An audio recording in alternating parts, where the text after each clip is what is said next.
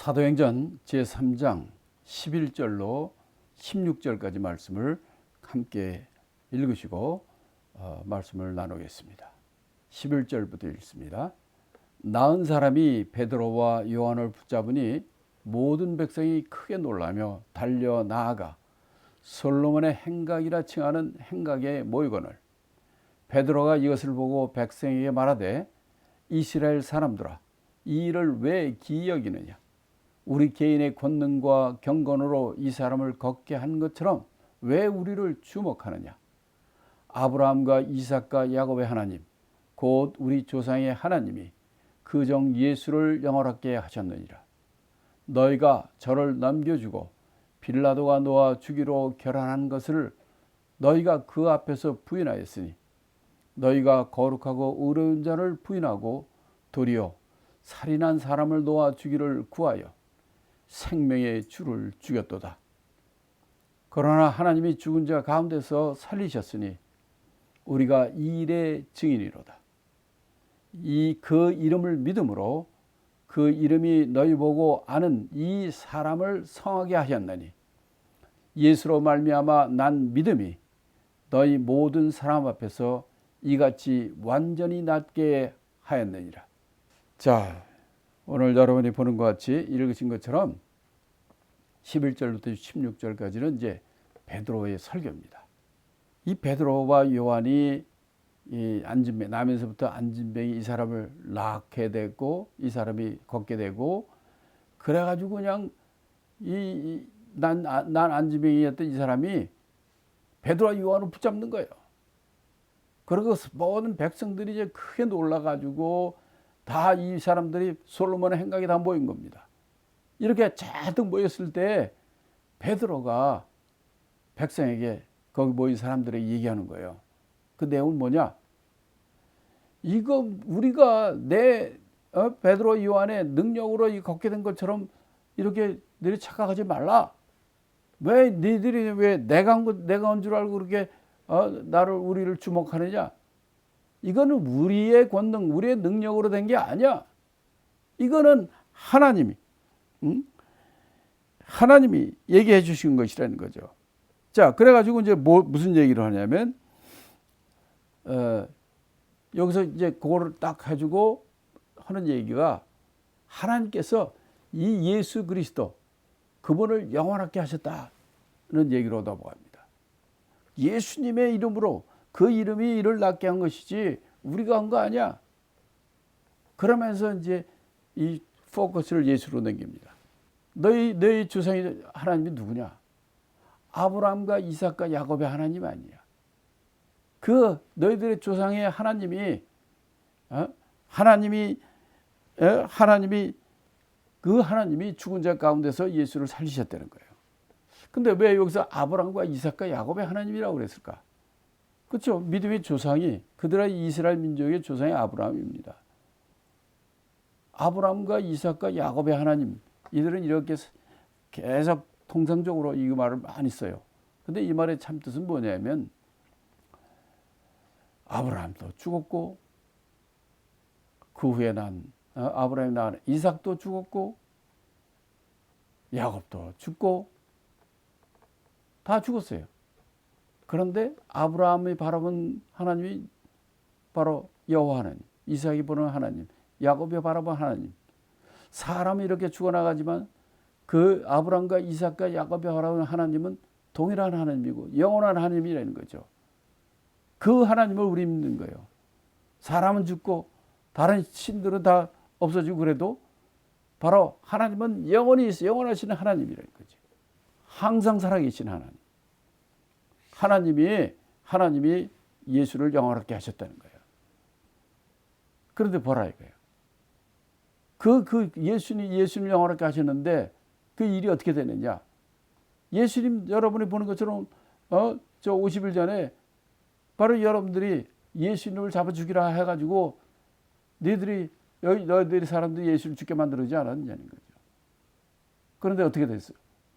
하나님이 죽어나서 그를 살리셨지 않느냐는 거예요. 그리고 이 사도들, 우리는 바로 예수님이 부활하신 거의 증인들이라는 거죠. 이게 사도행전의 사도들이 하는 복음의 핵심입니다. 사람들은 너희가 예수를 죽였지만 하나님이 그를 살리셨고 우리는 그의 증인이라는 거예요. 하나님이 그를 부활시켰다는 거예요. 그리고 우리는 그의 부활의 증인이라는 거죠. 사도 뽑을 때 구비여건도 그거잖아요. 예수의 부활을 증거하는 사람이어야 돼요. 왜? 여기서 핵심은 뭐냐?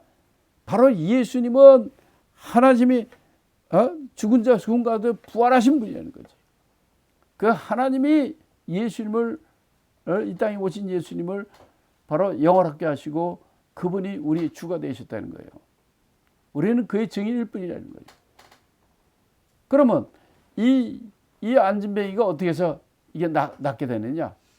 도대체 뭐가 주 예수, 나사렛 예수 그리스도의 이름으로 걸어가지고 걷게 되는데 그럼 무엇이 그를 낫게 했느냐? 16절에서 뭐라고 그러냐면 그가 예수 이름을 믿음으로 그 믿음이 그를 낫게 했다. 믿음이에요. 예수 그리스도를 믿는 믿음. 그 믿음이 평생 난진뱅이를 일으켰다는 거죠. 왜? 그 이름은 하나님의 이름이고 그 이름은 능력의 이름이고 그 이름은 영광받을 이름이니까 16절에서 베드로가 이렇게 얘기하는 거예요. 그 믿음이 그를 낫게 했다는 거예요. 바로 이 하나님은 예수님을 영원하게 하신 분이고 바로 그 너희들 믿는 그 하나님이 너희들은 예수를 죽였지만 하나님께서는 예수님을 죽은 자 가운데서 부활시켰다는 거예요. 그걸 갖다 이제 여기서 얘기하고요. 그 다음에 17절부터 19절을 또 보겠습니다. 17절부터 19절 제가 읽습니다.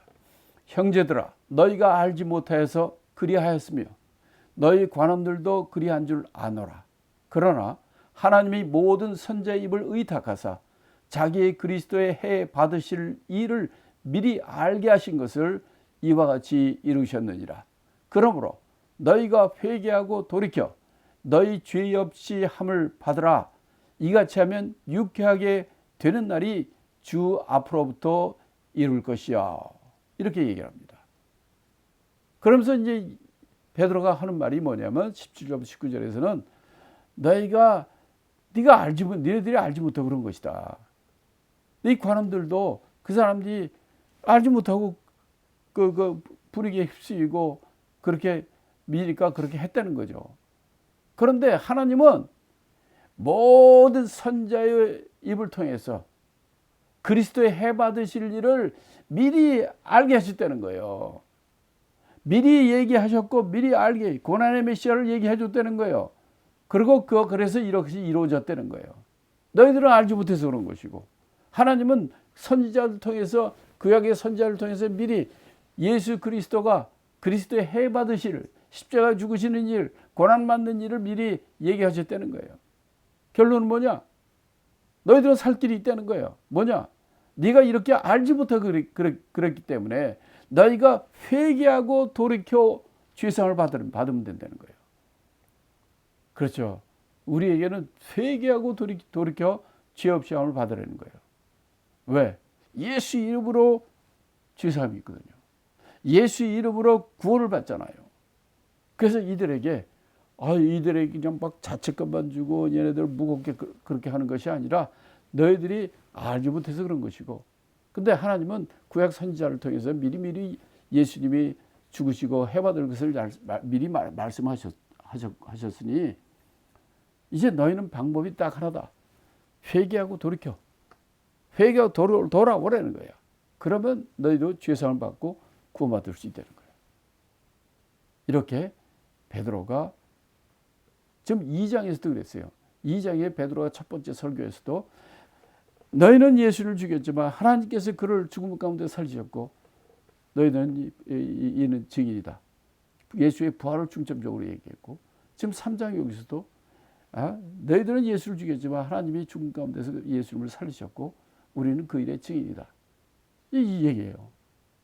우리 사도행전 계속 하겠지만 핵심이 이겁니다. 십자가의 죽음과 부활이에요. 자, 그러면 20절로 26절까지 읽겠습니다. 이건 회개에 따른 다른 언약에 대해서 얘기하신 건데 20절 또 주께서 너희를 위하여 예정하신 그리스도 곧 예수를 보내시리니 하나님이 영원 전부터 거룩한 선지자의 입을 의탁하여 말씀하신 바 만유를 회복하실 때까지는 하늘이 마땅히 그를 받아두리라. 모세가 말하되 주 하나님이 너희를 위하여 너희 형제 가운데 나 같은 선지자 하나를 세울 것이니 너희가 무엇이든지 그 모든 말씀을 들을 것이라. 누구든지 그 선지자의 말을 듣지 아니하는 자는 백성 중에서 멸망받으리라 하였고 또한 사무엘 때부터 오므로 말한 모든 선지자도 이 때를 가리켜 말하였으니 너희는 선지자들의 자손이요 또 하나님이 너희 조상으로 더불어 세우신 언약의 자손이라. 아브라함에게 이르시기를 땅 위의 모든 족속이 너의 씨를 인하여 복을 받으리라 하였으니 하나님이 그 종을 세워 복 주시려고 너희에게 먼저 보내사 너희로 하여금 돌이켜 각각 그 악함을 버리게 하셨느니라. 이렇게 이제 3장에 통해서 베드로가 이 많은 백성들 앞에서 한 설교를 맺습니다. 그러니까 이 내용은 어떤 내용이냐면 이 하나님께서 예수 그리스도를 보낸다고 하셨다는 거죠. 어떻게? 선자의 통해서 선자의 입을 의탁해서 말씀하셨고 너희들 아는 모세도 뭐라고 얘기했느냐? 나 같은 선자 하나를 세울 것이니 그를 따르라고 하셨어요.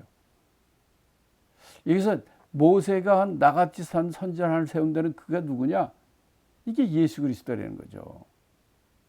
또 그다음에 사무엘 때부터 오리라고 한 것도 이때를 말한 것이다. 사무엘 때부터 그 선지자들이 계속해서 예언했던 그분이 바로 이 지금 십자가 죽으셔 부활한 예수님, 바로 이때를 말한 것이라는 거예요. 구체적으로 이 신명기 18장 15절에 보면 모세가 말한 나 같은 선지자가 누군지 여기 나와 있습니다. 신명기 18장 15절에 보면 네 하나님 여호와께서 너희 중 네 형제 중에서 나와 같은 선지자 하나를 너를 위하여 일으키시리니 너희는 그를 들을지니라. 신명기 18장 15절에서 말씀하셨는데 나와 같은 선지자 하나, 이거는 바로 예수 그리스도 메시아를 얘기하는 거예요. 그래서 이 모세가 예언했고 사무엘 때부터, 그러니까 선지자는 사무엘 때부터 이제 본격적으로 시작이 되잖아요. 그 선지자를 통으로 계속해서 메시아 예수 그리스도 오심을 예언한 거죠. 그런 그분이 바로 이때 하고 그를 통해서 지금 이런 일이 일어난 것이라는 거죠. 그러면서 그 모인 백성들에게 너희는 누구냐? 너는 그 선지자들의 자손 아니냐? 너희들은 너희 조상 아브라함과 이삭 야곱 너희 조상으로 더불어 세우신 바로 하나님의 언약의 자손이 되는 거예요. 그렇죠? 아주 기분들이 좋았을 것 같아요. 그러니 바로 이 선지자들과 조상들로 세운 언약의 자손이니 바로 그 언약의 말씀 너희들이 믿어야 된다는 거죠. 그리고 아브라함에게 약속하신 말씀이 뭐냐? 아브라함이 이 땅의 모든 족속이 너의 씨를 인하여 복을 받으려 하지 않았느냐는 거예요. 너의 씨, 아브라함의 씨, 아브라함의 이건 복수가 아니라 단수입니다. 너의 자손들이 아니라 너의 씨, 단수예요. 그게 누굴까? 바로 아브라함, 다윗 후손으로 오신 예수 그리스도, 바로 그를 통해서 땅 위에 있는 모든 족속이 다 복을 받게 된다는 거예요. 그렇죠? 누구든지 예수 그리스도를 믿는 자마다 구원받고 하나님의 자녀가 되고 하나님의 축복받고 영원한 하나님과 동고동락하는 축복이 오게 되는 거죠. 그래서 하나님이 그 종을 세워서 복 주려고 너에게 보내셨다는 거예요. 그런데 너희들이 알지 못해서 그 예수를 죽는 거에 동참했고, 그렇지만 하나님이 그를 살렸잖아요. 그러니 너희가 할 일은 뭐냐면 너희가 각각 돌이켜서 회개하고 각각 그 악을 버리고 돌아오라는 거예요. 그래서 그들에게 바로 회개하고 돌아와 하나님께 회개하고 돌아오라는 거예요. 그러면 하나님께서 너에게 복을 주시고 바로 너희가 구원받는 하나님의 축복을 받는 자가 된다는 것이죠. 이게 오늘 3장을 통해서 안진뱅이, 남에서부터 안진뱅이가 바로 구원받고 그가 몸을 회복하고 그로 말미암아 수많은 사람이, 그 다음 4장에서는 이때 모여서 이때 예수를 영접하고 구원받은 사람이 5,000명입니다. 120명이었다가 첫 번째 바로 그날 성령이 임한 날 3,000명이 세례받고 또 조인했잖아요. 그리고 이 안진뱅이 사건을 통해서는 5,000명이 또 넘습니다. 엄청난 부흥의 역사죠. 지금 이 세상에 지금 5,000명, 3,000명이 어떻게 하루에 들어옵니까? 이런 일이 일어난다는 거예요.